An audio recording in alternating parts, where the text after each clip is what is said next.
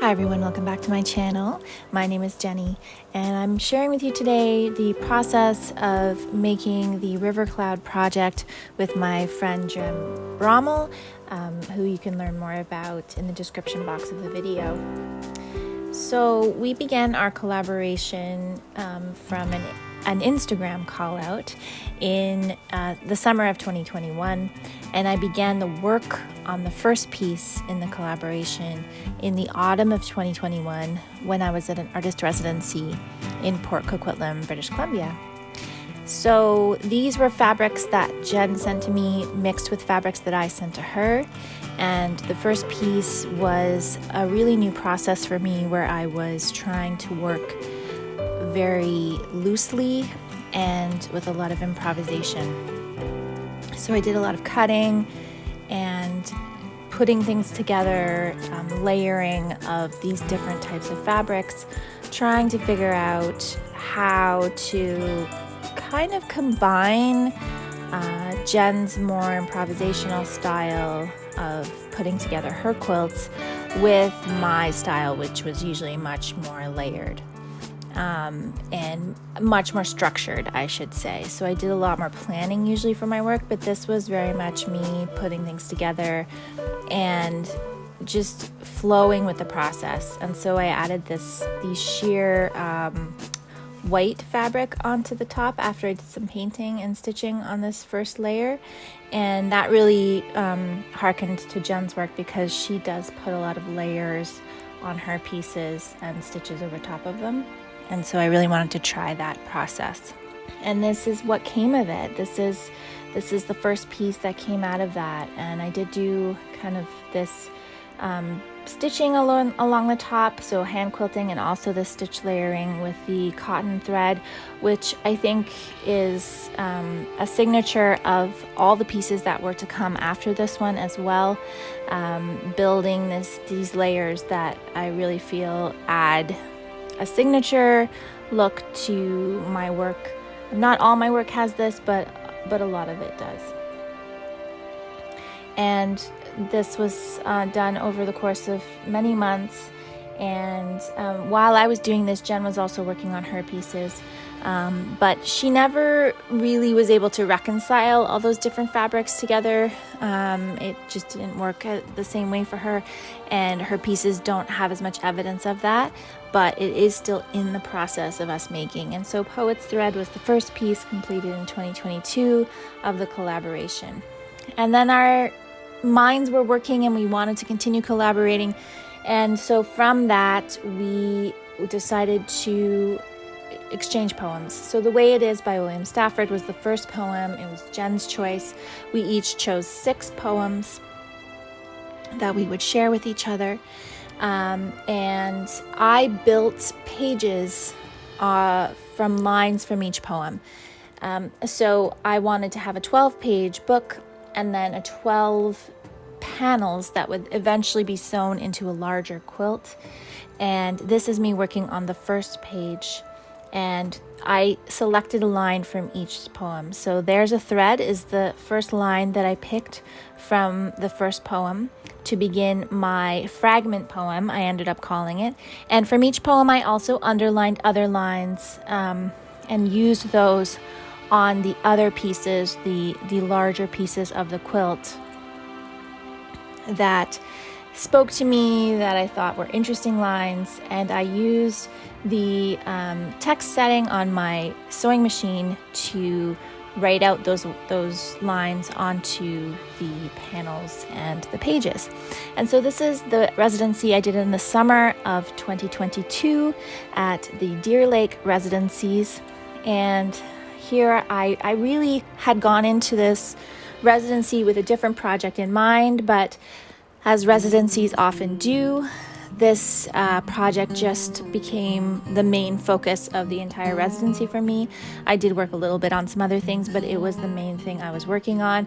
So I really got a good start on taking the poems that we had already exchanged, selecting my lines, creating the pages, and then here I am just cutting out some batting for all the remaining strips that I was going to make to include in the larger quilt. So it was improvisational piecing with scraps, The fabrics were varied from different parts of my practice, but also these fabrics that Jen had sent me originally in our initial exchange of fabric, along with the pieces, remnants that I had left of the fabric that I had sent to her. And then I also put these blue blobs of paint onto the pages. And these blobs for me represented the idea of writing, the idea of ink. I wanted them to add just one other type of texture to the surface of the pages and make people think about the writing process potentially around poetry. And the actual process is so important to me when I'm making, so I wanted to reference that somehow in these pieces. And you can see here that the pages just came out very fluidly. There was no set pattern for them. I did have a set size, but that was it. I wasn't trying to restrict myself. I just wanted to make this work in a very, very fluid way. And they really came together that way for me. I feel very fortunate that the process was so smooth for these pages, and that as I was ruminating the lines for each page, the imagery would come forward for me. So I was very lucky that way.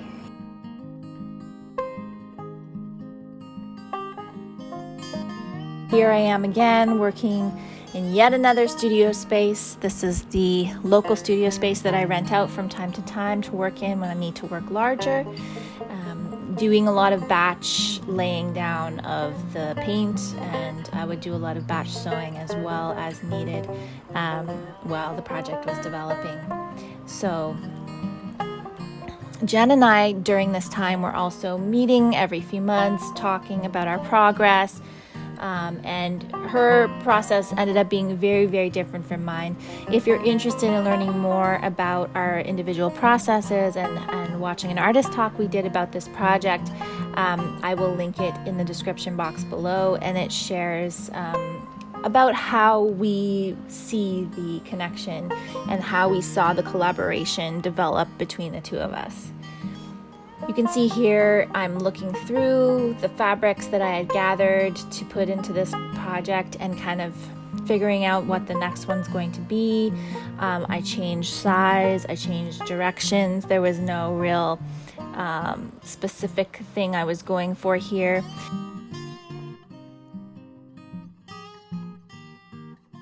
You can see here the blue with a white flower pattern fabric. This was my kind of continuity fabric. You can see here I'm programming the words into the machine. This is how that process worked. That blue and white fabric, you can find it on every single page and on every single panel of the quilt. It was the one fabric that I carried through the whole thing. And there was something about that deep blue that was also included onto Poet's Thread, the first piece I finished. It became the kind of color that I chose as my emblem of this project. I just really felt the graphicness of it really held something of the essence of what I was trying to convey with the project. By winter of 2023, we are getting down to crunch time in terms of our self-imposed deadline. We wanted to launch these books, these fabric books that we were sewing together, and all the pieces that we included in this series initially for the Taking Up Space exhibit initiative put together by the Thrive Together Network, which is a network of artists identifying female and non-binary artists. And so we had a deadline. We wanted this to be done by May. I needed it to be done by May in order to complete a lot of the other parts of the project, photography, promotional materials. I was also doing a sound piece that was going to go with the larger quilt. And so all of this was kind of culminating at this point, winter and spring of 2023. Here I am, I've sewn 2 pages together inside out, and I am putting them right side out again and pushing out the corners. I also did a final top stitch along the outside of each page. I decided I wanted the pages to be enclosed so that you could not see the stitching on the backs of them. It just felt like a more complete way for me to present the book. It did make it very thick though, so I'm not sure if I would do that again that way. And here I am laying out the larger quilt as it was being put together, and it was very much a puzzle. It was something that I really needed to figure out how to do. I hadn't pre-thought about how those panels would go together when I cut them, so it was definitely a learning process for me to improv how a large quilt like that would go together. I used a lot of repurposed fabric. This piece here that I'm putting on the back is a repurposed shower curtain, and that's really important to me, especially when I'm making these kind of more abstract works, that the fabric is repurposed and I'm using up fabric from my stash. I'm not going out to buy new fabric. The quilting process for this piece was challenging. There's a lot of layers. I'd already pre-quilted the top layer to the batting, and so I was going through those 4 layers again. And I wasn't planning on doing any hand stitching on this quilt when I initially envisioned it. And then when I got to a certain point, I realized it needed hand stitching. And it needed those layers for me to feel that I had spent enough time with it, for me to feel like it had my aesthetic on there. And so I was a little bit worried about that because I knew it was going to add more time to the project than maybe that I thought I had initially. But it ended up working out fine, and I was able to get it to a place where I felt it was complete in time for us to launch it. It takes a lot of time to put those little stitches in, I'll say that. Here you can see the pages laid out very quickly, and then it was about constructing the book and me figuring out how I wanted to construct a fabric book, how I wanted to sew these pages together, and here I'm trying to figure out the cover of the book. So this is all a new area, something I've never made before, working with a 3-dimensional object in fabric. I just hadn't done that, didn't know how I wanted it to be. And so it was a lot of trial and error, but I think overall I'm happy with the result, and can look for new ways to potentially put fabric books together in the future. So River Threads is the final book part of this, and I will also link down below the video of that book in and of itself so that you can see it in its own entirety.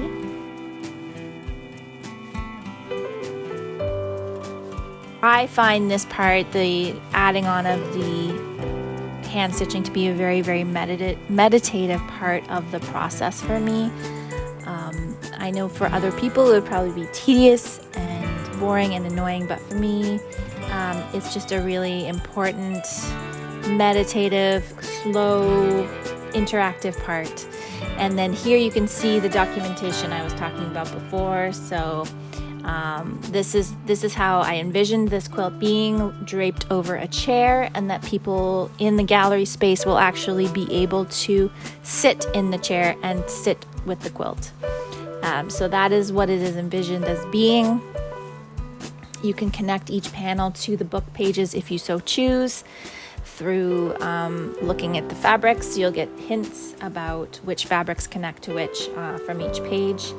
And River Sounds was this piece, and you will also be able to have a look at that video of the sound piece very shortly as well. Thank you so much for watching, and I will be back again soon with another video.